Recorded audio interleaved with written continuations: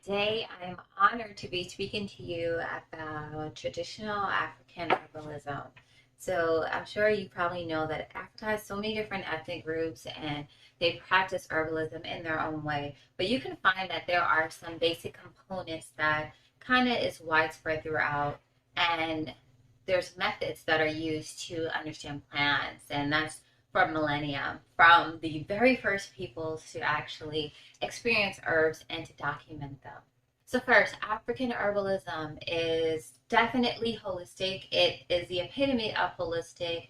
It looks at different things that we call diseases or disorders and links them to spiritual emotions. And so, you never are just taking herbs for something. And in fact, you'll find that there's so much more of a variety of preparations when it comes to African herbalism.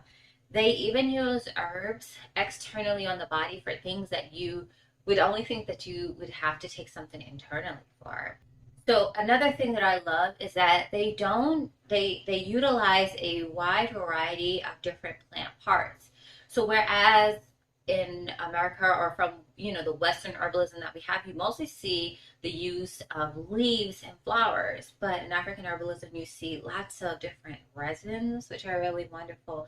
You see barks and twigs and lots of roots, and there are leaves and flowers. They use so many different parts of the plant for so many different reasons, berries. They utilize the whole plant more. There are some African native plants.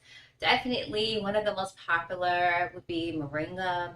You also have hibiscus, rugos, and then honeybush. I always put those together because they're cousins and similar. You have the kola nut, you have buchu, you have ursi, you have malva, you have also nettles and mullein that are native to Africa, and clover.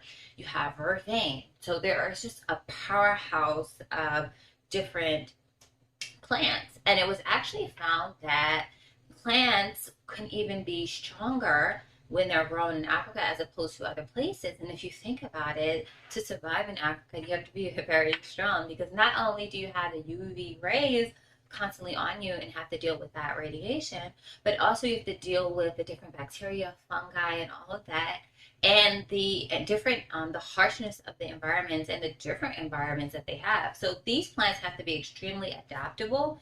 And so it was found that a lot of these herbs have chemopreventative properties.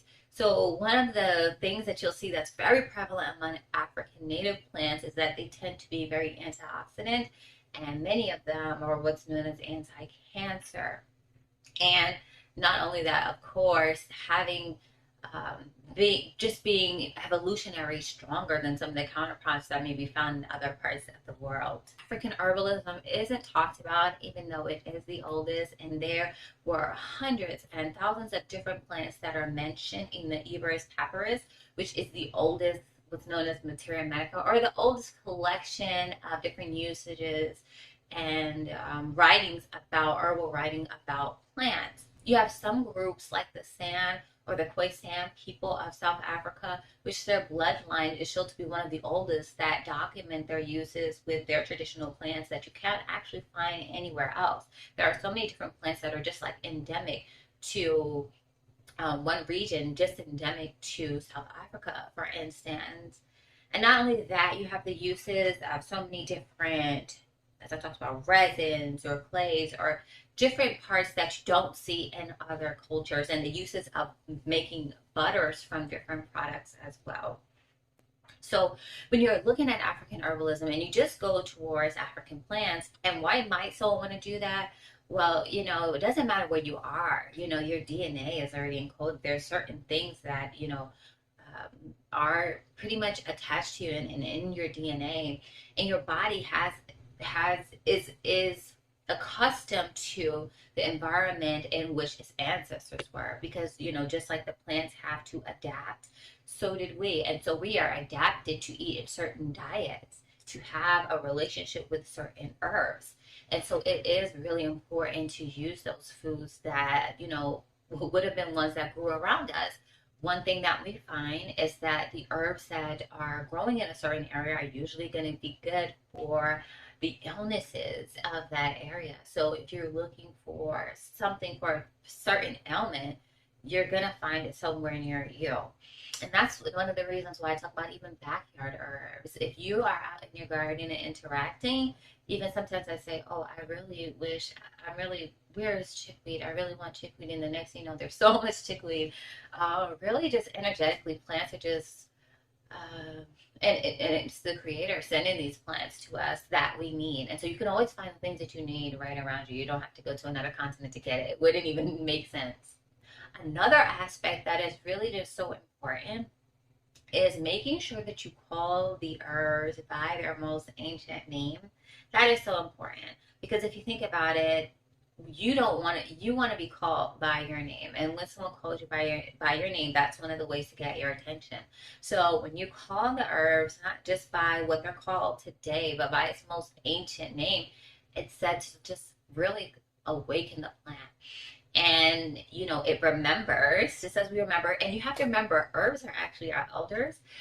They were actually here first, and that's documented by science and also in the Bible. They were here first, and so they have this memory just as we do, and they know the relationship that they have with our ancestors as well. So it's just so much more powerful. You are able to unlock so much more of the plant when you're calling it by its right name, because you're showing that I have a real relationship with you, right? And there's a trust there. So, and there's a mutual respect there. And so, again, I think that's just one of the wonderful things that those are just some of the many wonderful aspects of African herbalism. And I'm just so happy to share it with you all. And I really want people to start wanting to learn. We have such a rich history, just even in America. But I think it's so important to learn about Africa as well, and even about the different cultures throughout the diaspora, because we can learn so much, and it just shows that no matter where we are, we still stick to a lot of our cultural roots, even though it's thought that many of them are forgotten. They are not.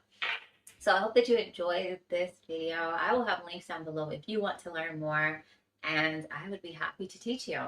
Also, my book, Herbal Holistic Healing, you make sure you pre-order that, because you're going to learn so much more about the different traditional plants and uses, and really breaking it down as hasn't happened in the last decades. I really want to have a grand rising of culture being remembered and relearned. And so if you stayed to the end, thank you so much for watching, and I'll see you in the next one.